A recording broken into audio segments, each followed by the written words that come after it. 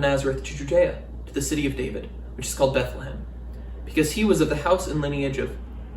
Oh, hi, I didn't see you come in. How long have you been standing there? Well, anyway, I want to invite you to stick around for a little while. Take your coat off. You can sit on my couch, and if you want, maybe later, I can even give you some hot chocolate.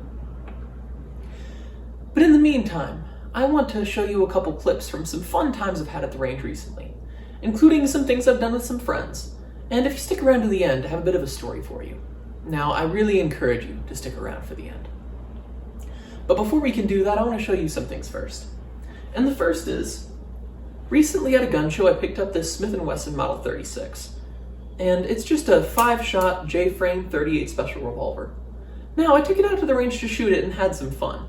I was, in fact, wearing these glasses, so why don't you sit down for a moment and I'll show you that clip. Well, hey there. How's it going?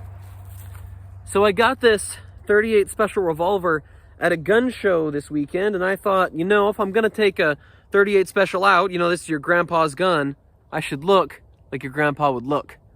So I have your grandpa's shooting glasses, your grandpa's flip-up sunglasses, and your grandpa's flannel.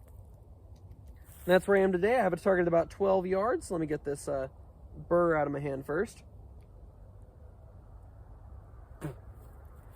I'm not going to do any drawing from the holster today because the only holster I have is a left-handed holster. But, see how this thing shoots.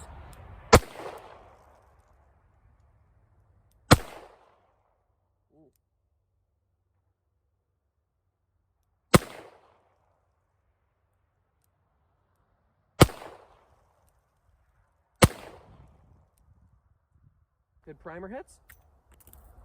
That's fun. This is my first real revolver.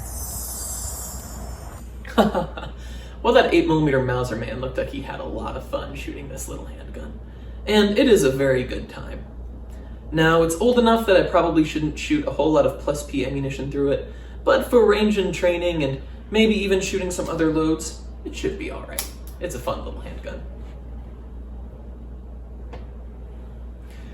But before we can go any further, I want to show you something, and this was a competition I put together with some friends of mine.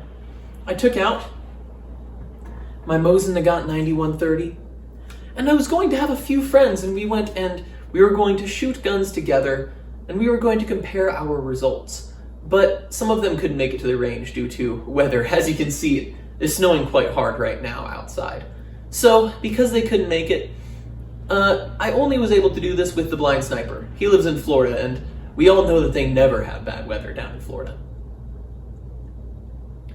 So I wanted to talk about the blind sniper, but there are some other channels too that, even though they couldn't join in on this shooting segment, I wanted to say that you should go visit. That is Guns, Gear and Guns with Geary Gunderson, a friend named Joe Morgan, Hobo Factory, Great Northwest Weaponry, and although I've never done any collaborations with this channel in the past, you should still stop by and tell him Merry Christmas. He works very, very hard to put out great military surplus content, and that is the Milsurp Rifle Guy. He's a smaller channel. Go there and tell him that 8mm Mauser man says Merry Christmas. But before you do that, I want to show you what I did with my Mosin Nagant. So we decided to set out about 50 yards away from the target, shoot 3-shot groups, and I chose my best for you today. Let's watch that together. You'll have to forgive any noise you hear in the background. I am sharing the range today. But a few friends and I decided to get together and do a bit of a shoot-off for Christmas. So we were going to choose a Milsurp rifle and then a modern rifle. For my Milsurp rifle, I'm just doing my Mosin Nagant 9130. The main reason I'm doing this one is because that's what we had originally talked about doing, and so I was kind of dead set on it. But it's not necessarily my best rifle for this, so we'll see how I do. And for my ammunition, I am choosing S&B 7.62x54R. Now, the reason I'm choosing this ammunition is, one, because it's the only non-corrosive ammo I have, and these are the only shots I'm planning on taking with this today. But also, it's supposedly a pretty high-quality ammunition, so I thought it'd be a good one to try this out with. All right, let's take a few shots. Oh, and we're doing 3-shot groups. I'm just going to do 3-shot groups and take the best one.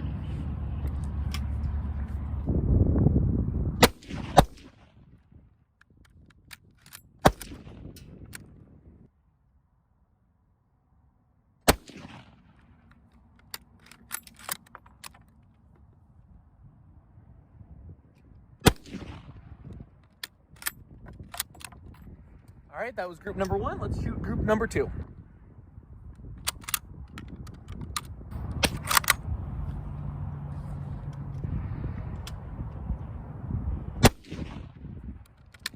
That one was really far off. I think that's going to be a bad shot.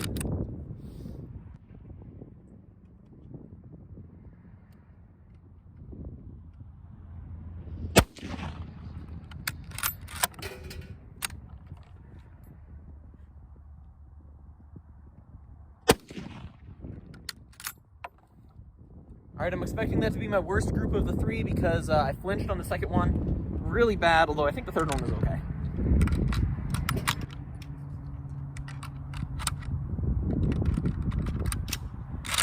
All right, group number 3.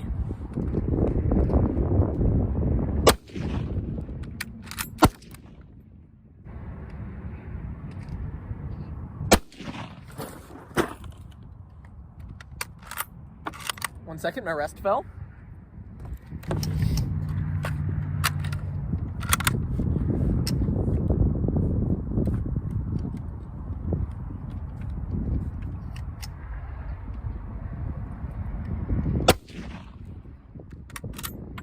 All right, let's go take a look at those targets. It's interesting how sometimes you think you didn't do great and then that ends up being your best group. So, group number 1, group number 2, group number 3. Now, it looks like my Mosin is pulling a little bit to the right. I'll be honest, I never actually zeroed my Mosin because most of the time with Mosins, I just kind of shoot into trash at pretty close range. But I feel like I should zero this one because it seems like it did pretty okay. So, group number 1 looks like we have about 3 inches.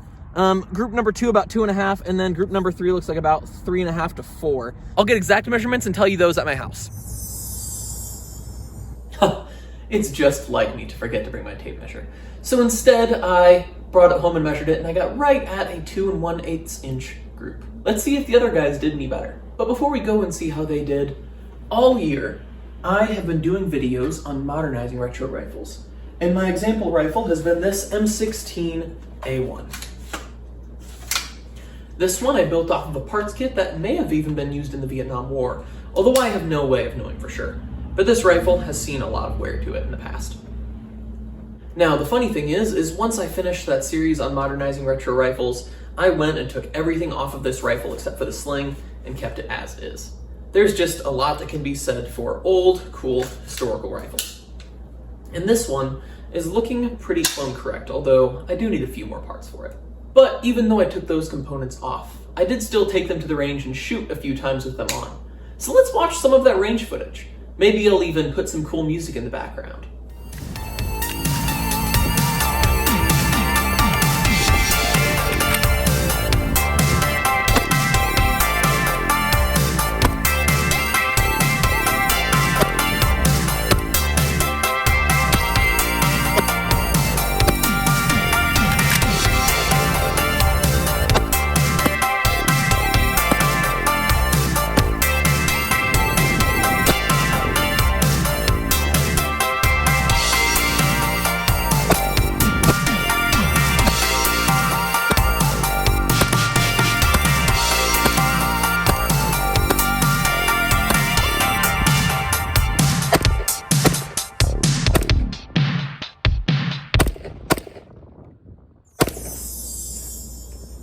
Yep, Eugene Stoner sure did design an excellent rifle. And it's times like this where I need to reach that the carry handle really comes in handy. Now, just like we were going to collaborate and shoot our Mosin Nagants or our old military surplus rifles together, we also decided to shoot a modern rifle together, just for fun. Now, silly old me, I forgot to bring a cool modern rifle to the range, and instead, I brought my Marlin Model 60. But you'll see in a second, I don't think I did too bad. I didn't even shoot my eye out. So let's watch that clip together as well, shall we? Now I know what you're thinking, and I'd be thinking it too. Wow, I bet if 8mm Mauser Man really wants to win this contest, since it's any modern rifle, he'd use something really, really modern and relatively high-tech. That'd be really smart. So I'm using my Marlin Model 60 for this test today, and the reason for that is because, well, it's one of the modern rifles that I brought to the range with me, and I really like this rifle. I think it'd be a lot of fun to try and shoot it. These rifles are perfectly accurate for what they are, so I don't think I'm at any real disadvantage other than if somebody decides to use magnified optic or a rifle with like really nice target sights. But for iron sights, as far as iron sights go, the Marlin Model 60 isn't bad. And as far as mechanical accuracy goes, the Marlin Model 60 really isn't bad. I could do a lot worse. So I'm going to fill up this magazine tube. Again, it's going to be 3 shots on each target. And then as a little treat for you guys, I'll probably just mag dump into the berm next to it. All right, let's see how we do.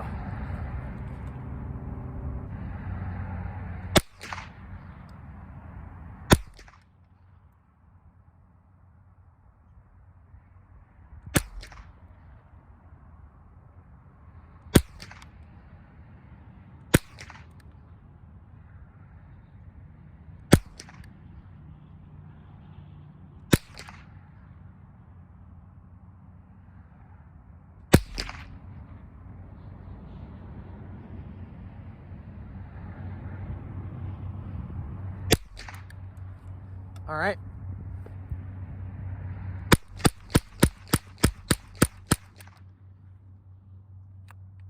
I love this rifle. Okay, let's go take a look at my target. All right, so I have located my bullet holes. On this target, we have 1, 2, and 3.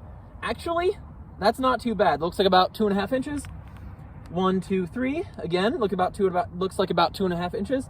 And then this one was kind of hard. We have 1, 2, 3. This bullet hole is a bit of a weird shape because it had a staple that was holding this card in. So this one's obviously the worst. And between this one and this one, I'm not quite sure which one is the best.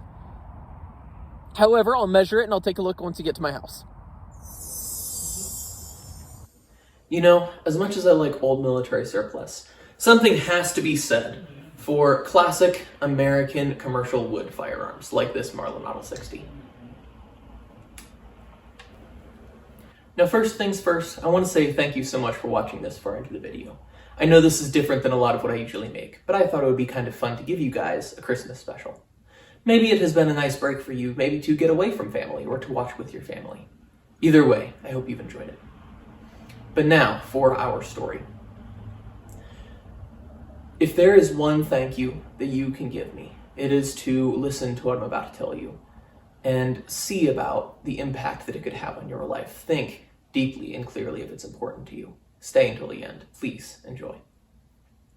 I'm sure that you, just like me, have learned that our world is broken and messed up. I'm sure you've seen that there's a lot of bad and a lot of evil and a lot of bad things that happen. Now, one time, a man came to fix that. For thousands of years, people were waiting for somebody to save them. They were waiting for a hero. The first 2 people broke the rules. They broke what God told them to do. And they had a son. They had 2 sons, in fact. And maybe they thought that one of these sons was going to be the hero who would make everything right. However, one of their sons, the one that was righteous, was killed by the other. It wouldn't be him. Later, a man named Abraham walked on the face of the earth. And God had told him that he would be the father of many nations. That through his descendants, the nations, the world would be blessed. He had a son, Isaac. Maybe it would be him. But it wasn't. Then there was another son, Jacob. Maybe it would be him. It wasn't him either. And generation through generation, people were waiting, watching for this hero. Now, eventually came along a man named David. David was a mighty king. David wrote songs, but even David was looking forward to somebody else. He spoke of someone that he called Lord, who was greater than him, even though he was a king. He knew that somebody would come from his family who would be greater than he was. In order to prepare humanity for this king, God sent prophets. One of them, named Isaiah, said that this new hero to come would be called Mighty Counselor, King of Kings and Prince of Peace, but most importantly, Emmanuel. You might have heard that term before, and it means God with us. The king, the hero to come, would be God with us. And because of this, a mighty sign was needed, that a virgin would give birth to a son. And that's exactly what happened. A young woman named Mary. And an angel of the Lord appeared to her and told her that she would get pregnant and have a child. And she saw this, that she was very, very blessed. She looked back in history to other people who they thought might have been a hero for them, but failed. And she knew that her son would be the true hero to save them. But in order to fulfill those prophecies, many things had to happen. And that's what I want to read to you right now.